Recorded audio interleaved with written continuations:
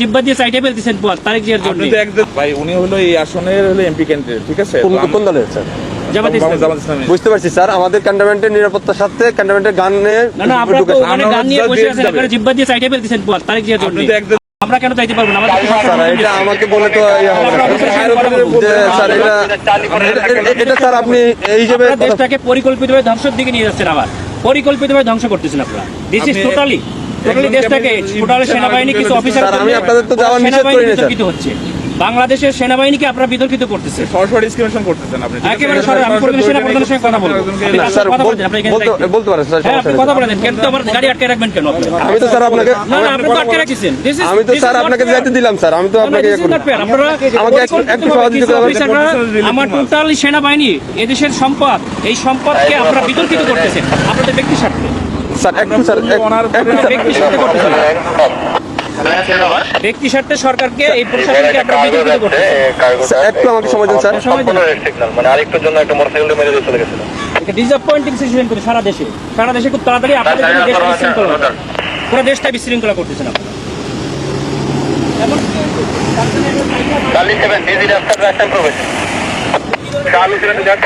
Sir আসসালামু আলাইকুম sir, কপাল নিজাম সালিনান থেকে স্যার। স্যার ওই যে সালিনানে দিয়ে প্রবেশ করে ওই যে সালিয়ার যে বাইরে হবে জামাত পদপ্রার্থী, ওনার সাথে গানম্যান আছে স্যার, আমি অ্যালাউ করলাম স্যার।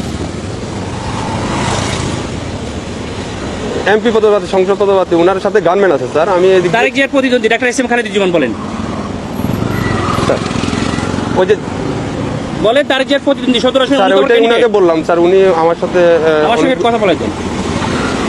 আচ্ছা স্যার একটু কথা। হ্যালো আসসালামু আলাইকুম, আমি doctor S M Khaleduzzaman, Dhaka 17 আসনের জামাত ইসলামী। না কিন্তু আপনারা তো তারেক জিয়ার জন্য জিব্বা দিয়ে রাস্তা পরিষ্কার করে ফেলতেছেন, তাহলে আমাকে কেন দিবেন না? Why not? আপনি শোনেন, আপনার নাম কি বললেন?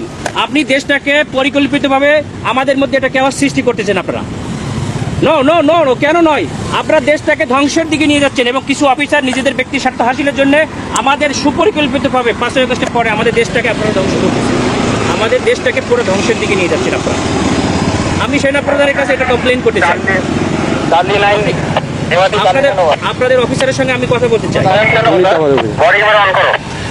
রয়েছে স্যার, বডি ক্যামেরা অন আছে স্যার। আমাদেরকে নিরাপত্তা দিচ্ছে, আমাদেরকে নির্বাচন কমিশন থেকে নিরাপত্তার জন্য দিচ্ছে গানম্যান, আবার আপনি আমাকে যাইতে দেবেন না কেন?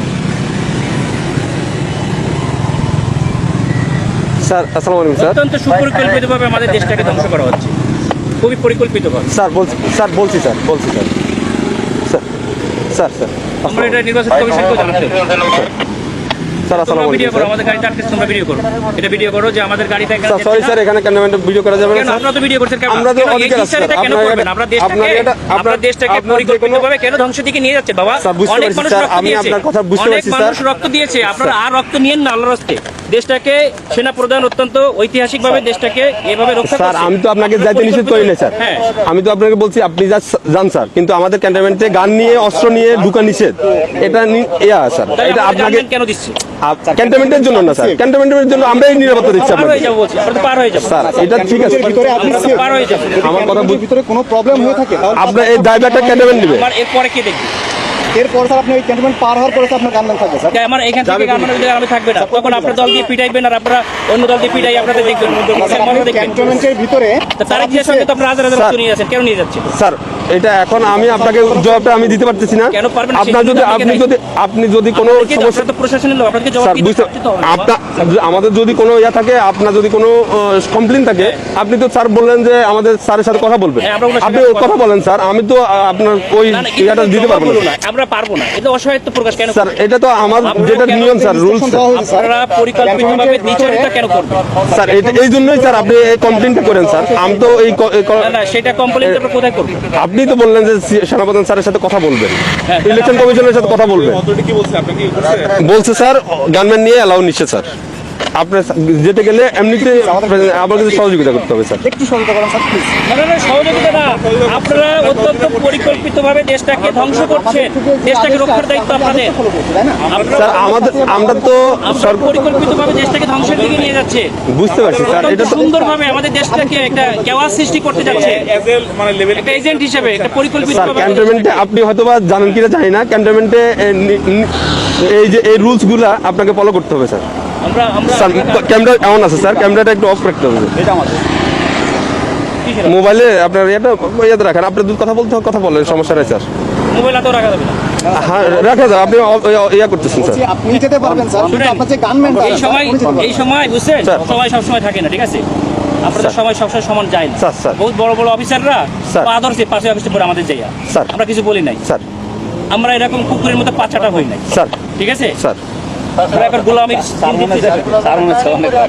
না আপনারা না, গোলাম হয়ে স্যার, গেছেন। আমরা- আপনারা অলরেডি গোলাম হয়ে গেছেন, দেশটাকে ঠিক আছে। বিক্রি করে দিয়েছে একটা দলের কাছে, যাও, দেশটাকে পরিকল্পিতভাবে গোলাম হয়ে স্যার। গেছে। আমরা এখন কোথায় কমপ্লেন করবো বলেন? স্যার, আপনি- আমাকে তো back করতে হবে। আমি অস্ত্র স্যার যাই ওইভাবে যে আপনাদের পিটানি খাবো আমি? কেন আমরা পিটাবে আমাদেরকে কেন শুধু আপনারা এই জগন্নাথে মারামারি করতেছে আপনাদের গাড়ির সামনে ঠেকাইছেন। স্যার এটা তো আমাদের তো বাইরের এরিয়া, এটা সিভিল এরিয়া, এটা তো এখন আমি সিভিল বাইরে এরিয়া। যেয়ে কি করবো? তাহলে আমার গাড়ি নিয়ে এখন ব্যাক করেছেন, আমি ব্যাক করে চলে যাই। স্যার ঠিক আছে স্যার।